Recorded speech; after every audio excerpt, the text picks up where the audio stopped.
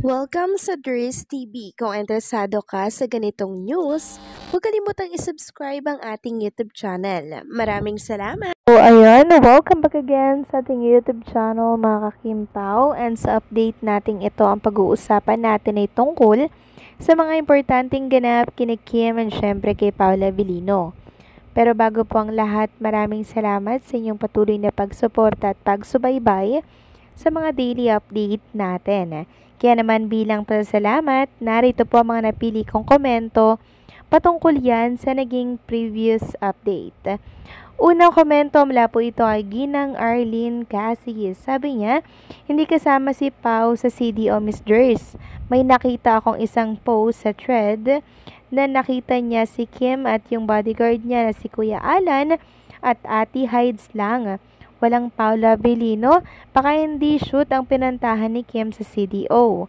Baka may show siya o di kaya business trip kasi may interview si Kim dati. May building sila sa CDO na may pagmamayari ng pamilya niya.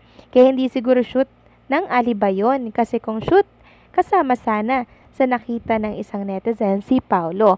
So yes, tama po kayo, Ginang Arlene Casis. Nung pumutok kasi at nakita ng ilang mga Kimpo fans na si Kim po ay bumiyahe po sa CDO, marami agad na nagsasabi na papunta po ng taping sa alibay. Pero yun pala ay ganap para po sa Tanduay mga kakimpaw. Kasi kung sa alibay nga naman yan, dapat kasama si Paulo Avellino. Pero kahit na hindi kasama si Paulo, mga kakimpaw, kasama naman po si Kuya Alan na kung saan ngayon lang din po lumabas, no? Marami nga po ang nakakamiss sa kanya mga kakimpaw. Si Kuya Alan lang naman yung bodyguard na talaga naman pong ingat na ingat kay Chinita Princess. Mahigpit po yan pagdating kay Kim Chu. Kaya kahit hindi kasama si Paulo Avellino mga kakimpaw, safe na safe si Chinita Princess kay Kuya Alan, 'di ba? And umuwi din naman po agad si Kim Chu. Inuwian din niya agad si Paolo Avellino. So mabilis lang po siya, oras lang po yung tinagal niya doon. After ng event, biyahe ulit pa Cebu, 'di ba? So ayaw ma-miss si Paolo Avellino, gusto lagi po ay nasa tabi niya si Paulo. So maraming salamat sa komento, Ginang Arlene Castis. God bless po sa inyo and mag-iingat kayo palagi. At ang next comment naman mula po kay Ban849. Sabi niya, "Hi Miss Dries, masaya na naman kami sa narinig sa vlog nyo. Basta Kimpaw, happy lagi mga fans at mga seniors. Nagkaroon pala ng event ang beautiful Kimi natin kaya sabik sila si isa't isa Miss Dries. Sana tuloy-tuloy na sa church wedding ang Kimpaw. Ayan ang hinihintay ng lahat para matigil na rin ang mga negative vibes at mga bashers, di ba Miss Dries? Thanks muli for updating us. God bless and good day everyone." Maraming salamat sa komento, Ban849. Yes, yan yung pinaantay ng lahat. Walang iba kundi ang church wedding mga kakimpaw. Dahil pag yan daw po nangyari, lahat magpapalitsyon, lahat maghahanda for Kim and Paula Avellino. So kung baga, magse-celebrate ang buong bansa na may Kimpaw fans and syempre, yung nasa labas din po ng bansa magse-celebrate din. So kung baga ang mangyayari, buong bansa magpa-party-party kasama yung iba pang bansa. So malaking celebration yan mga kakimpaw pag nangyari po yan. Kaya antay-antayin natin mga kakimpaw kasi malay nyo, 'di ba?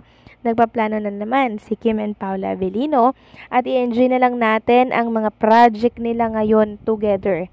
Kasi pag nangyari po yung wedding na yan, baka ma-miss natin ang sobra si Kim Chu at Paula Avellino sa mga project nila. Kasi for sure, magpo-focus muna yan sa family, 'di ba? Ganyan naman po lagi yung nangyayari. Pero syempre, yung mga endorsement po ni Kim Chu, hindi niya po yan bibitawan. Bagkos ay mas madadagdagan pa po yan kung siya ay magiging mommy na. 'Di ba? So, mommy na plus yung baby niya, ay di mas maraming endorsement ang papasok kay Chinita Princess. So, maraming salamat sa komento, Ban849. God bless and mag-iingat ka palagi.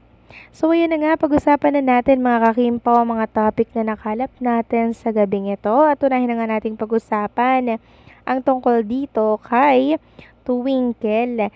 So, balik flight attendant po siya ngayong araw po ng Lunes. So, bumalik ulit siya sa pagpa-flight attendant, mga kakimpaw. Sabi nga dito, I'm your flight attendant today. Happy to serve you. Napaka-importante talaga para sa magkapatid ang kanilang mga trabaho. Deserve nila ang mga bagay na mayroon sila ngayon.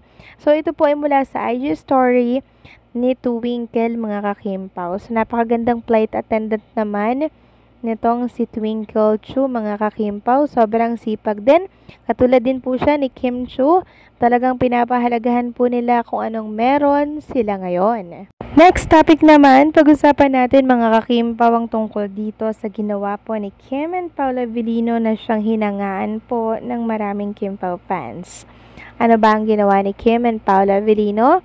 Walang iba kundi po, nagpakain na naman po sila, mga kakimpaw. May pa-closing party si Kim and Paula Avellino. So, eto nga po, may paalak dyan, mga kakimpaw. Siyempre, may paletsyon na naman po as usual. May pa-spaghetti po dyan. Ayan o, sabi nga dito sa caption, pag-closing ng cycle, padaming foodams. Thank you, Kuya Pau, Paula Avellino. Then, yummy, last cabs na to talaga. Tapos, meron pang paletsyon dito. Mula naman yan kay Chinita Princess. Grabe, napaka-generous nila parehas, ano? Kaya naman, very compatible nitong dalawang to, mga kakimpaw, eh. Talagang nagkakasundo. Talagang binubusog nila yung mga staff, crew ng Alibay, no? Kasama syempre yung ibang mga cast. Nakakatuwang kasama si Kim and Paolo, mga kakimpaw, no? Talagang hindi po kayo magugutom. Kasi napaka-generous nila, mga kakimpaw. Kaya binabaha sila ng mga blessings dahil mapagbigay din po sila. Next topic naman, pag-usapan natin, mga kakimpaw, ang tungkol dito sa pagtatampisaw ni Kim and Paula Avellino sa dagat. Meron po kasing ilang mga picture na lumabas sa mundo ng social media. Katulad na lamang nito.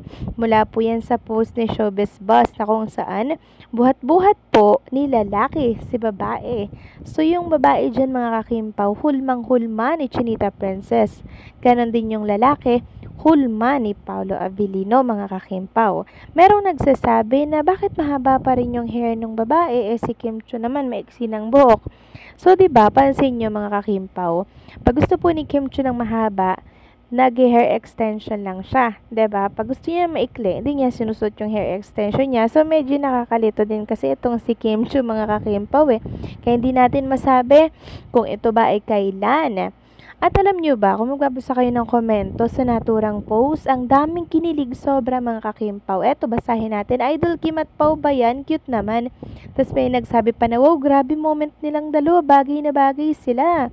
Sabi pa ng isa, ano ba yan? Masyado nyo naman kaming pinapakilig, Kim Pau.